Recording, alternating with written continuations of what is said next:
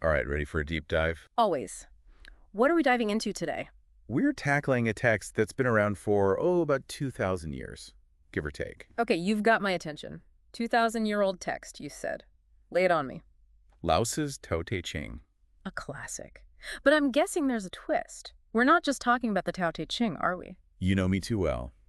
We're looking at it through the eyes of Ursula K. Le Guin, The Ursula K. Le Guin, the science fiction legend. the one and only. Wow, okay. I know she's a master storyteller, but the Tao Te Ching. Right, but she actually spent over 40 years with this text, called it her companion. 40 years! Wow!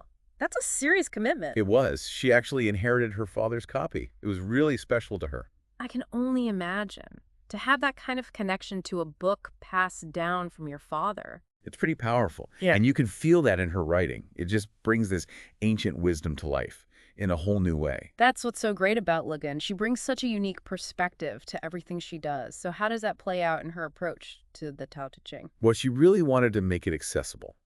There's this stereotype that it's all about rulers and masculinity and all that. Right, like some ancient self-help book for powerful men. Exactly. And Le Guin, she just blows that out of the water. I bet. So how does she do it? How does she reinterpret this ancient text?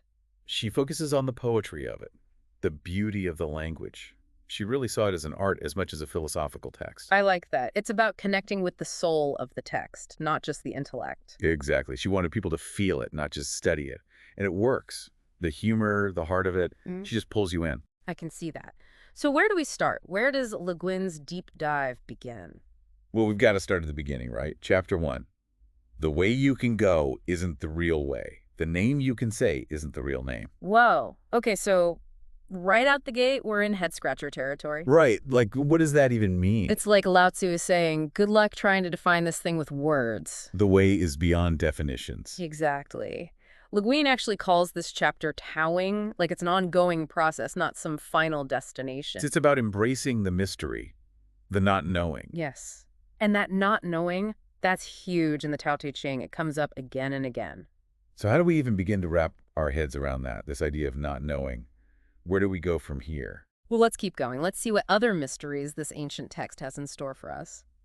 Well, this idea of not knowing, it's not about walking around in a daze. It's about being open to possibility, about letting go of the need to control everything. Okay, so how does that actually work? I mean, it's easy to say go with the flow, but life isn't always a lazy river. Yeah, you got that right. But that's where the Tao Te Ching gets really interesting. It doesn't shy away from the messy stuff. Oh, good.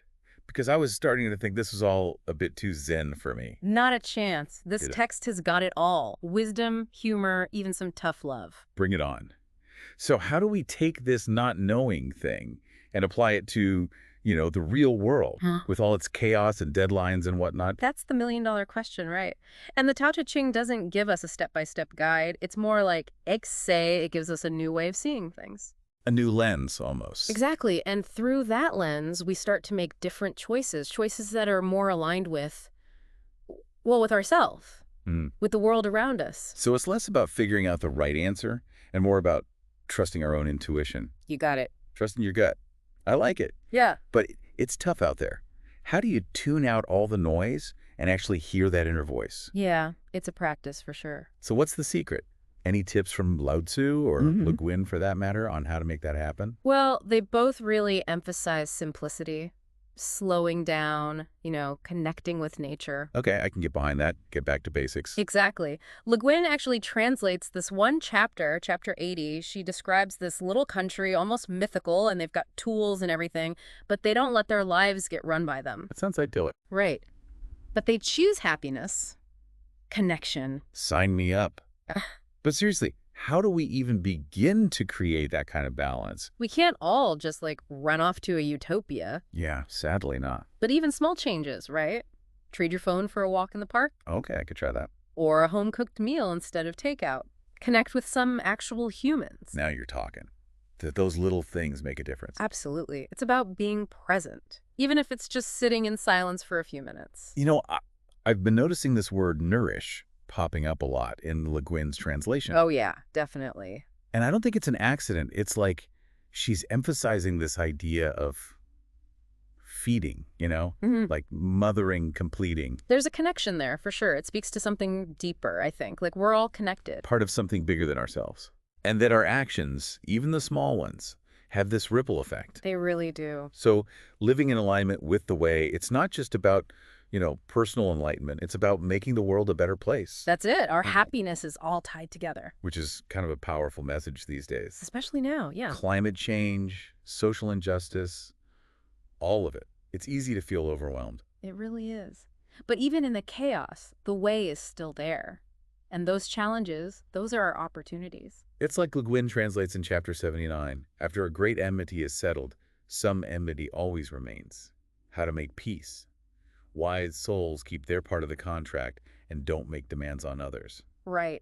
It has to start somewhere. Starts with us. Always. Mhm. If you want peace, it has to start within. Let go of the anger, the resentment. Choose compassion. This deep dive has been incredible. A 2,000-year-old text. I know, right? Still so relevant. Thanks to Le Guin, though, right? Absolutely. Her translation, it just breathes new life into these ancient ideas. The Tao Te Ching isn't some dusty relic, It's a source of wisdom we can all tap into. To navigate life, to find our way. And to make the world a little bit brighter while we're at it. I love it. So where does your path lead? What small step will you take today to align your life with the way? Let us know, and we'll catch you next time on The Deep Dive.